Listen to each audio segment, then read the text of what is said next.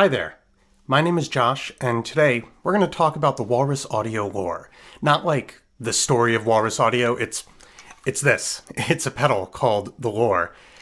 In general, lore can take something that sounds like this and make it sound like this.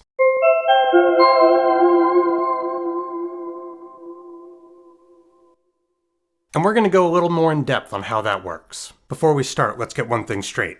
Walrus Audio gave me a discount on this pedal, so thanks for that. They didn't set any expectations on making a video with it, and I'd actually approached them because I'd already planned on getting one, but I think I'm obliged both, ethically and, well, also legally to let you know. Also this is Thor. His name rhymes with lore. Now, I wouldn't recommend buying a piece of gear based solely on any one person's video. That includes myself. But if you do choose to go out and get one, I don't stand to benefit in any way. I'm not going to have any, affiliate links or anything in the description. If you choose to go out and get a lore, great. That's for you. So what is lore? Aside from being, well, really pretty. Look at that. It's so cool. It's kind of like instant ambiance in a box. Walrus Audio bills it as a reverse soundscape generator, and it has 5 programs that treat the sound differently and change up the function of some of the knobs. To give you the best idea of how it works, we'll just jump in and I'll tell you what each program is kind of doing. So program 1 is a reverse delay fed into a reversed reverb. You have a little knob that says X, and that controls how reversed the delay is. And then the feedback and regen knobs control just how much of the delay and reverb are being fed back into the reverb. This is like the lore's vanilla sound, and to demonstrate it, we'll feed it a little sequence from the OP1.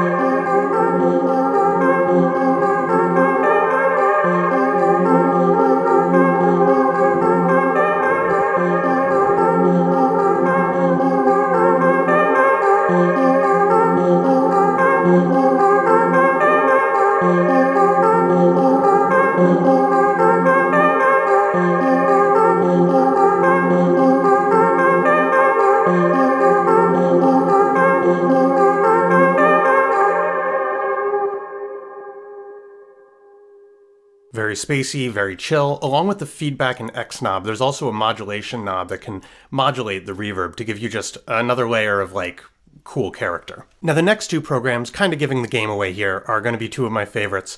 Program 2 is a reverse delay into an octave up reverb. It's shimmery, you control the reverb decay with the X knob, and we'll demonstrate this one with a little bit of guitar.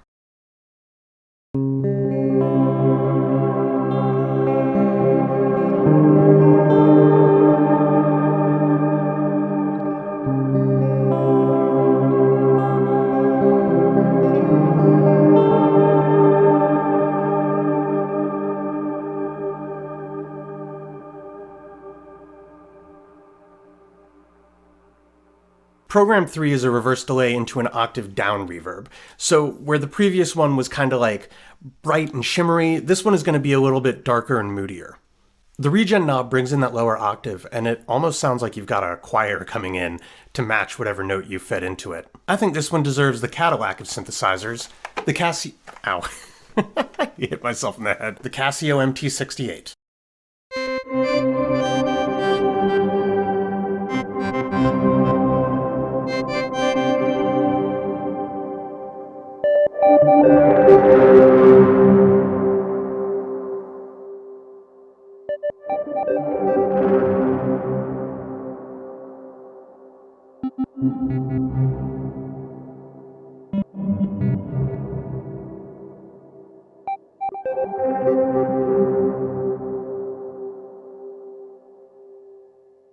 Program 4 is a forward reverb into a reverse reverb.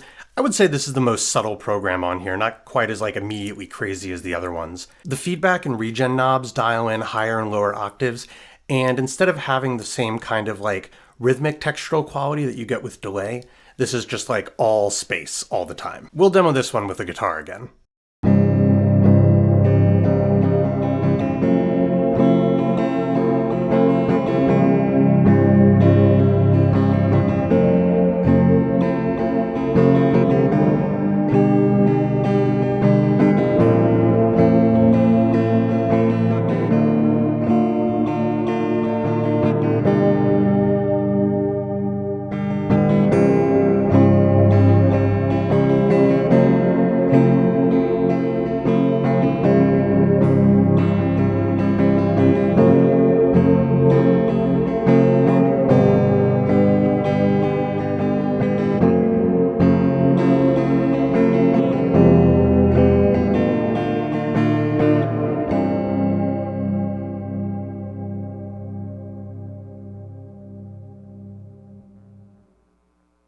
And finally, program 5 is a pitch delay into another pitch delay. The delays go up, the delays come down. Walrus Audio recommend doing this with staccato notes, but they actually left a few details out about the way that you're supposed to use this.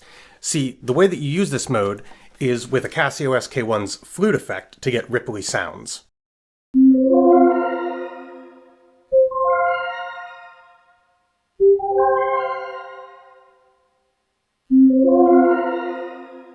And if you're wondering, there is going to be a sample pack shared at the end of the video of sounds treated with the lure, and that will be in it. Now, most of these examples were just one instrument sent through the lure on its own, but due to some recent advances in music technology, you can actually have the sounds of more than one instrument playing at once. Taking advantage of this, we'll use the Deluge for a backing track, and we're going to send the guitar first through the Cran 76, this is an overdrive pedal, and then into the lure. The Cran will make everything nice and crunchy before the lure makes it all swirly and dreamlike. And for reference, we've got it set to program 1.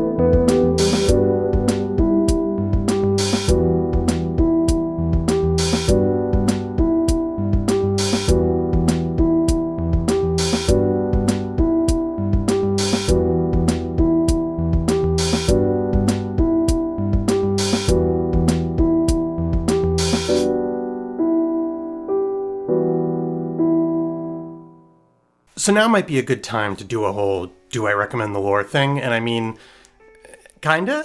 Now for context, I'm usually hesitant to really strongly recommend things. I don't think it's very respectful of like your agency or your money for me to be like, oh no, you need to go out and buy this right now. And also I don't really think that there's a lot of gear out there that I would say like, you need to go out and buy this unless it's like really general stuff like an audio cable. But not a specific kind of audio cable, just in general, audio cables. But with that in mind, and in the name of being responsible, let's be honest, yeah, you can still get like reverby, spacey sounds with plugins, or if you already have like a delay and a reverb pedal, you can probably accomplish some pretty ambient sounds with those. That being said, Lure's particular flavor of reversed, delays and reversed reverbs and all that kind of funky stuff contained in one box, I do think that is pretty unique, at least among pedals. So if you're looking for those kinds of sounds, Lure might be something worth looking into. Maybe also watch other videos and other demos to get various perspectives. If your budget goes beyond the $300 price tag for Lure, you might also be looking at the hologram microcosm, which I don't have any hands-on experience with, but from what I've seen, it does seem like you can get like a much wider and crazier array of sounds. What I think makes the Lure enticing compared to a more powerful but also more complex pedal is that Lure does still give you a good flexibility and range of sound and meaningful ways to shape it, but it's also like comprehensible for the human mind. The only major oversight here is that I wish the pedal were stereo. You see that there? That's just one output. Only one. Lure is not the only way into making like big spatial ambient sounds on your recordings. I mean, if you think about it, like artists have been doing that for a very long time prior to the release of the pedal. So reasonably, there must have been a way to do it before that pedal existed. Lure doesn't just give you like a delay and a reverb pedal in one box, but it's like a delay and a reverb fused together in this cool Frankenstein way, except it's also like kind of got a cottagecore aesthetic. You've got access to a variety of both textural and spatial effects with meaningful enough control over them, and it strikes a really nice balance between the breadth of sound that you can create, as well as, again, being possible for the human mind to understand. In case it's not clear, I like it a whole gosh darn bunch. Now, I'm not telling you to go out and buy one. If you watch this video and you were like, that sounds really cool, and I'm very interested in that, because, I mean, it does sound really cool. Definitely watch other videos, and I think I mentioned this earlier, but like, try to get a variety of opinions. I come at it from a particular perspective using synths and guitar. If you're someone who's just interested in using guitar or just interested in using synthesizers, it might also be beneficial to find perspectives from someone who has a similar usage scenario. What did you think of the lore? Which of the demos was your favorite? Vote now on your phones, and also let me know in the comments. And as a thanks to those who've stuck around until the end of the video and didn't close it off after I called the Casio MT68 the Cadillac of synthesizers, let's talk about that sample pack I mentioned earlier. Maybe not a lot to say. Pretty much all the sounds that you've heard in this video are going to be in that sample pack, as well as a couple of others. It's gonna have this guy. He's not happy that he got woken up so I could hold him for a video. Say hi to the camera. It's Pay What You Want. I've called it the Stories Pack. And oh, by the way, if you enjoyed the video and you haven't already, please consider leaving a like, hitting subscribe, leave a comment, and let me know. I know that I don't do as many videos about like guitar pedals, but yeah, this one was just really fun and I wanted to talk about it. As a final demo to close off the video, I found on YouTube some sounds of walruses, so I thought we would send them through the lore. So this is the Walrus Audio Lore's Walrus Audio.